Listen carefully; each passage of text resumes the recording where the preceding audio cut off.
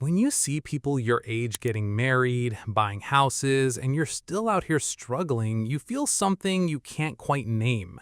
But you definitely can't ignore it either. And here's the thing, that feeling isn't just in your head. It's actually a mechanism in your brain. And depending on how you handle it, it can either become your biggest driver or slowly eat you from the inside out. The human brain has this fascinating quirk. To figure out whether it's doing well or not, it needs something external to compare itself to. Leon Festinger, an American psychologist, discovered this back in 1954 and called it social comparison. And it's not a choice, it's an instinct, a survival system that's been with us since the cave days. Back then, if everyone in your tribe had a skill and you didn't, you risked being left behind. So the brain learned to constantly measure itself against others. The problem, that system was designed for a tribe of about 150 people. Now you're comparing yourself to millions of people on Instagram, and the brain simply wasn't built to handle that. That feeling of being behind your peers, most of the time it's not even real. You might have grown in so many ways, but because that growth isn't visible, your brain doesn't register it. The brain pays attention to things that are measurable and displayable, a house, a car, a job title, but personal growth, emotional maturity, self-awareness, you can't put those in an Instagram post, so the brain acts like they don't exist. And that's a huge injustice we unknowingly do to ourselves. Imagine you run into an old classmate who just bought a house. You see the house, but you don't see the 30-year mortgage around their neck, and your brain is comparing that one piece of their reality to your entire life. Psychologists call this the positivity bias and social perception. You're comparing your real, unfiltered life to everyone else's highlight reel, and that comparison is unfair from the very start. Now here's a question. Why does it hit harder when the person is your age? Because there's an extra layer that other comparisons don't have. Time. When you see someone wealthy, you can tell yourself their circumstances were different. But when someone is the exact same age as you and they've reached the place you haven't, the brain can't use time as an excuse anymore. And that's exactly what makes this kind of comparison so much heavier. And it's not just the mental thing. When you constantly feel socially behind, your cortisol, your stress hormone, stays elevated. And high cortisol is linked to sleep problems, a weaker immune system, and even heart issues. So your body is paying the price for these comparisons, not just your mind. When this feeling shows up, a psychological cycle kicks in. First comes the comparison, then the brain tries to explain the gap. And here's where everything depends on one thing: where you place the blame.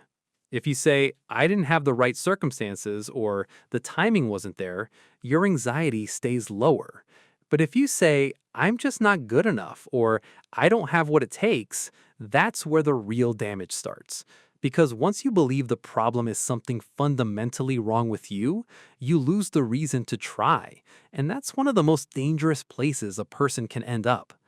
Martin Seligman, the well-known psychologist, calls this learned helplessness. When someone tries again and again without results, the brain learns that trying is pointless. And then, even in situations where they actually could make a difference, they don't bother. But here's the important part. It's reversible. The brain can unlearn this just as easily as it learned it. But it takes noticing small wins, not compared to others, compared to who you were yesterday. There's a concept called the social clock. The social clock is a set of cultural expectations that live in a society's collective mindset, telling us by what age we should have achieved certain things: when to get married, when to buy a house, when to have kids. Nobody wrote these rules down, but everyone knows them. And when you feel like you're running behind this clock, it creates a false sense of urgency, like you're about to miss a train. That urgency pushes people into decisions made from fear, not from real choice. Marriages that happen out of fear of being alone, careers chosen out of fear of judgment. And then you end up somewhere that looks successful from the outside, but feels completely lost on the inside. Someone who feels behind often rushes their decisions. They want to catch up fast. They want to get somewhere quickly. And that rush usually lowers the quality of those decisions, because good decisions need time, reflection, and a calm mind. When you're deciding out of fear, you have none of those things, and you end up making choices that don't just fail to solve the problem, they add another layer to it. A simple example: someone who gets married out of fear of being alone might find that after marriage they still feel lonely, because loneliness isn't solved by marriage. It's solved by a relationship that starts from the right place, and that right place is choice, not fear. That person your age who got married and bought a house, they might be wrestling with a completely different worry. Maybe they're questioning whether they made the right choices. Maybe they feel stuck in their relationship. But you don't see any of that. You only see the house, the car, and the happy photos. Psychologists call this lit windows. From outside, you only see the lit windows of other people's homes. You have no idea what's actually going on inside. A Harvard study showed this in a really interesting way. People were asked to choose between two options: earn $100,000 a year while everyone else earns $50,000, or earn $200,000 while everyone else earns $400,000. Most people chose the first option. They were willing to earn less as long as they earned more than those around them. That's how deeply social comparison is wired into our decision-making. Even when we're fully aware of it, it's still running the show. When you're pushing yourself out of fear of falling behind, even if you reach your goal, there's this strange emptiness. You've probably felt this. You had a goal, you hit it, you expected to feel great, but that feeling faded really fast. That's because when your motivation is external, when you're trying to get approval or keep up with others, even achieving the goal doesn't bring lasting satisfaction, because that goal was never really yours. It belonged to the social clock. It belonged to your fear. And when you reach fear's goal, fear just finds a new one. This cycle continues until the source of motivation changes. Carol Dweck, a psychologist at Stanford, showed in her research that people see their abilities in two very different ways.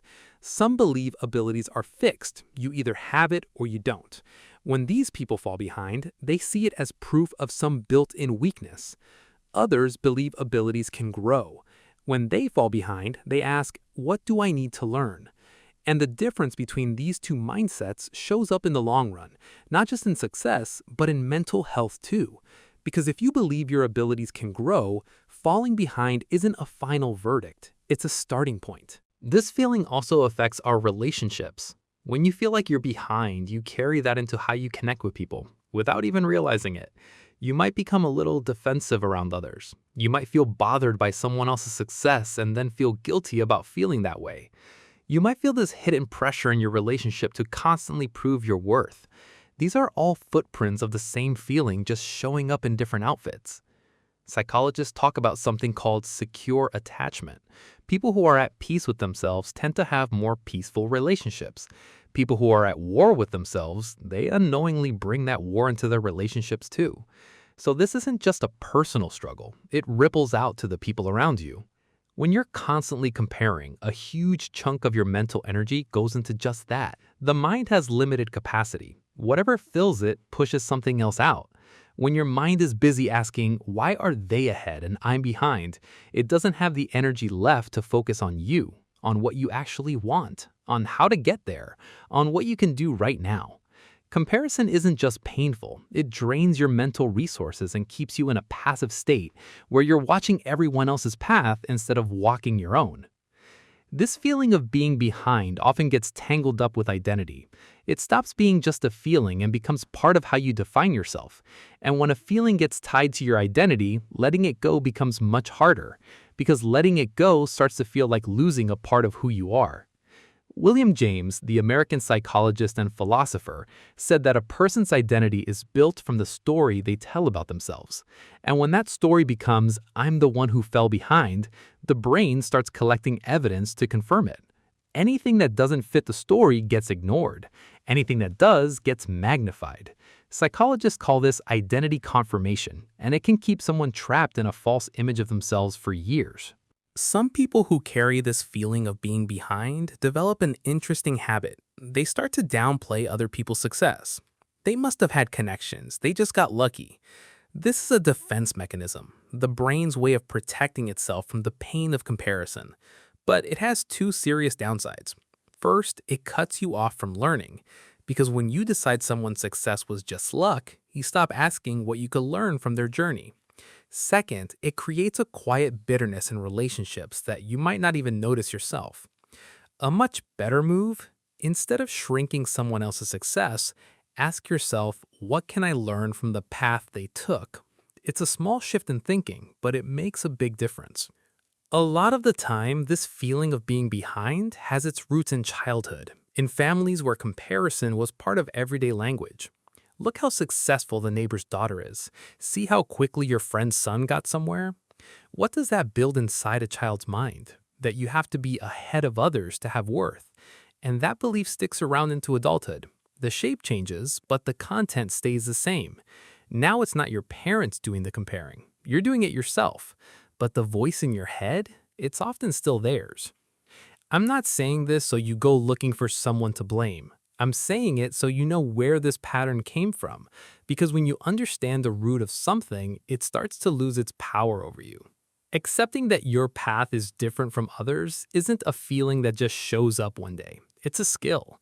And like any skill, it takes practice.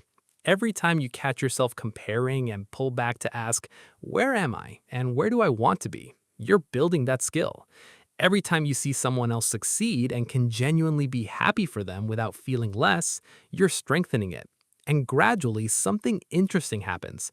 Other people's success stops feeling like a threat. One last thing, and this might be the most honest thing in this whole video. You're not in a race. You never were. This feeling of falling behind comes from a race that nobody announced, with rules nobody wrote, and a prize that doesn't actually exist. The only thing that exists is your life, with its own timing, its own path, its own meaning. And no social clock gets to tell you whether that life is right or wrong, because it's your life, and only you know where you're going. Until next time, take care.